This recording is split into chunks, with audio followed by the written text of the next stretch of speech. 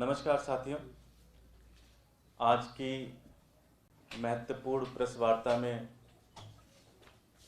आपका स्वागत है। लाइए।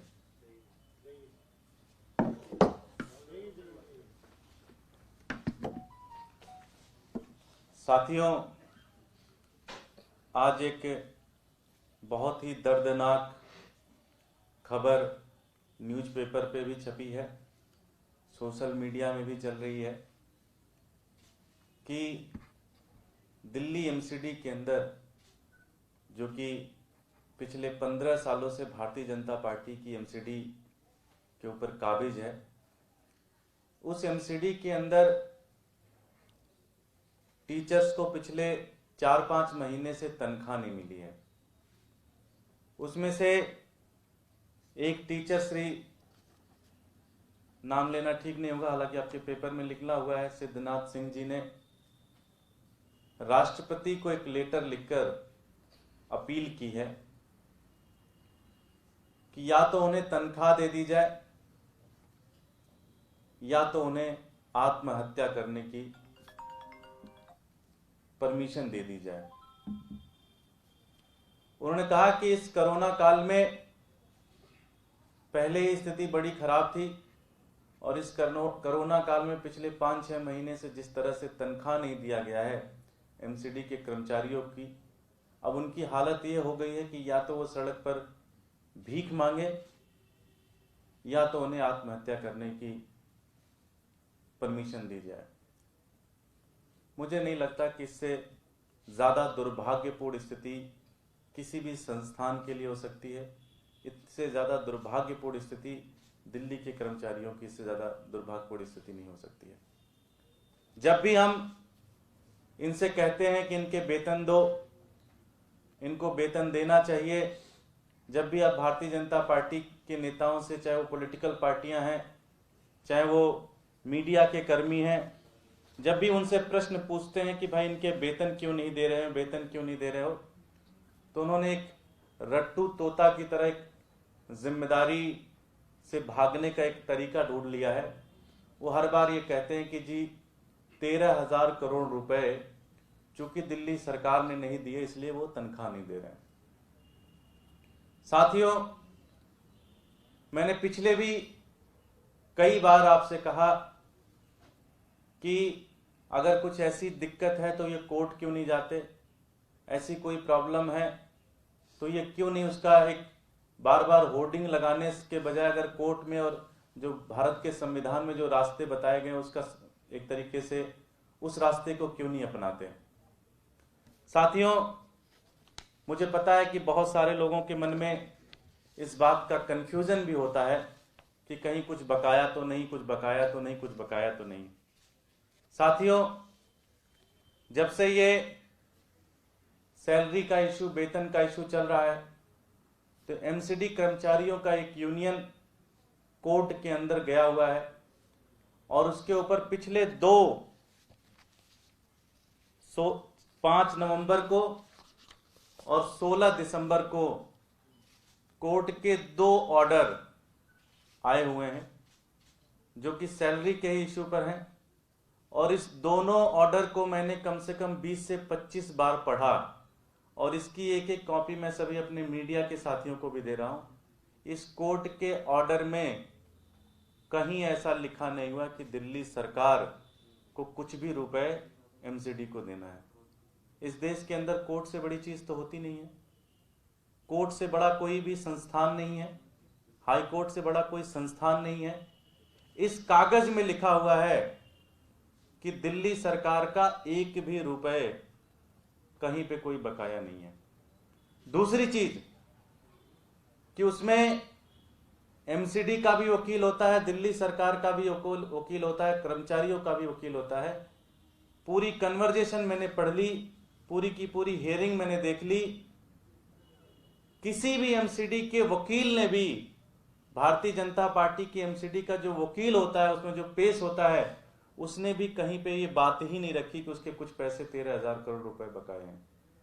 तो इसका मतलब कि ये सारा का सारा जो पूरी तरह से पोस्टर, होर्डिंग, धरना का जो एक काम चल रहा है, ये पूरी तरह से एक ड्रामा है, एक क्रिमिनल एक्ट है, एक जो 6-6 महीने से सिद्धनाथ सिंह जी के परिवार को क्या जवाब देंगे आप कि आपकी तनख्वाह तो थी मेरे पास, लेकिन चूंकि मुझे राजनीति करनी थी, दिल्ली सरकार को बदनाम करना था, मुद्दे से भटकाना था कि कहीं जनता में 2,500 करोड़ रुपए की जो लूट की है भारतीय जनता पार्टी ने, उसके ऊपर कहीं चर्चा ना हो, उस चर्चा को किसी तरह से भटकाएं।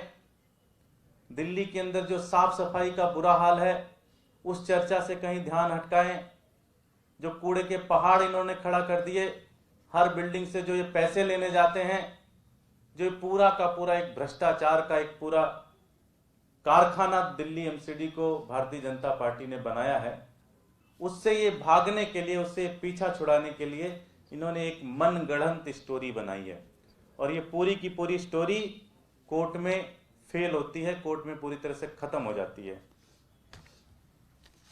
मैंने अपने जीवन के इस छोटे कार्यकाल में इससे ज्यादा घटिया राजनीति मैंने नहीं देखी, इससे ज्यादा गंदी राजनीति मैंने नहीं देखी कि जब एक तरफ एमसीडी के पास पैसे हैं और दूसरी तरफ वो कर्मचारियों को तनख्वाह नहीं दे रही है। एक तरफ उनके पास सारे संसाधन हैं, लेकिन उनको दिल्ली सरकार को बदनाम करना है, इसलिए वो तनख्वाह नहीं दे रहे हैं।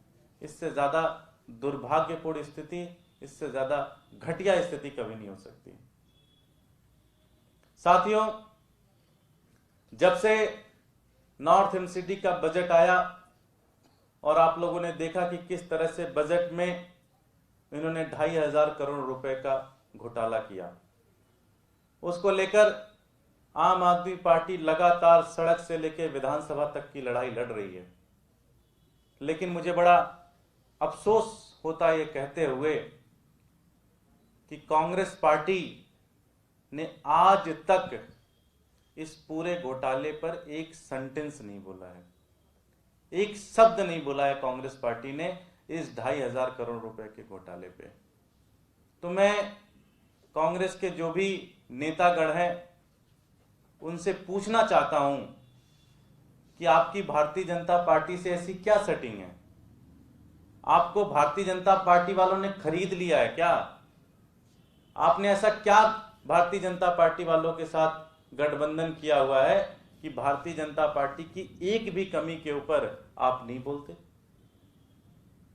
इस पूरे के पूरे घटनाक्रम में जिस तरह से 2,500 करोड़ रुपए का पूरा घोटाला हुआ और साथ ही साथ जो कोर्ट के ऑर्डर आए हैं, मुझे लगता है कि दिल्ली की बीजेपी की जितनी भी लीडरशिप है उसको जनता में जाना चाहिए और सबसे माफी मांगना चाहिए।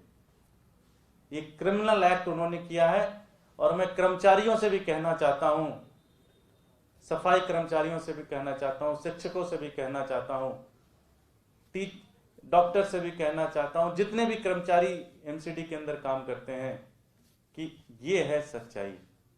और आपको सब पता है, कर्मचारियों को बहुत अच्छे से पता है। मैं अपील करूंगा दिल्ली की जनता से कि भारतीय जनता पार्टी के नेताओं के ऊपर दबाव बनाए, जिससे से जल्द एमसीडी के कर्मचारियों की तनख्वाह रिलीज करें। बहुत बहुत धन्यवाद। 13 दिन से ज्यादा वक्त हो गए हैं, तीनों मेयर पार्षद सीएम आवास के बाहर भूख हड़ताल पर है। कल 4 महिला पार्षदों की तबीयत खराब हो गई। आज जानकारी आ रही है कि नॉर्थ एमसीडी के मेयर जो है उनकी भी तबीयत खराब हो गई है। बहुत ही, मैं पहले भी कैसे कल सौरभ भाई ने भी कहा था कि कल लंच करके ये लोग भूख हड़ताल पे बैठे और आज सुबह सुबह सबकी तबीयत खराब हो गई। तो नौटंकी चल रही है, मुद्दा कुछ है नहीं।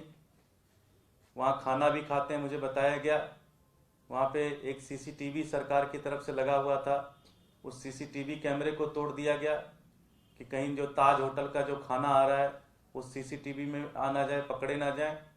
और साथ ही साथ 24 घंटा भी इनसे भूख हड़ताल नहीं हुआ। मुझे याद है जब अरविंद जी बिजली आंदोलन पर बैठे थे तो 16 दिन तक उन्होंने कुछ खाया पिया नहीं था। अन्ना जी जब एंटी करप्शन आंदोलन में बैठे थे तो कभी 10 दिन, कभी 15 दिन, कभी 20 दिन का उन्होंने अनशन किया था। ये 24 घंटे में ही इनका अनशन खत्म हो गया, इनको अस्पताल में एडमिट करना पड़ रहा है। बेसिकली जो वहां पे काउंसलर्स हैं उनकी भी गलती नहीं है, उनको बोला गया है जाके बैठो, तो उनके अंदर भी ऐसी कोई भावना नहीं है। अब सबने एक तरीका निकाल लिया है कि तबीयत खराब करके निकल लो यहाँ से जल्द। तो मैं तो उनसे यही कहूंगा कि ये नौटंकी खत्म करें और जो उनको काम दिल्ली की जनता ने दिया जाके उस काम को ऊपर काम पे फोकस करें। धन्यवाद।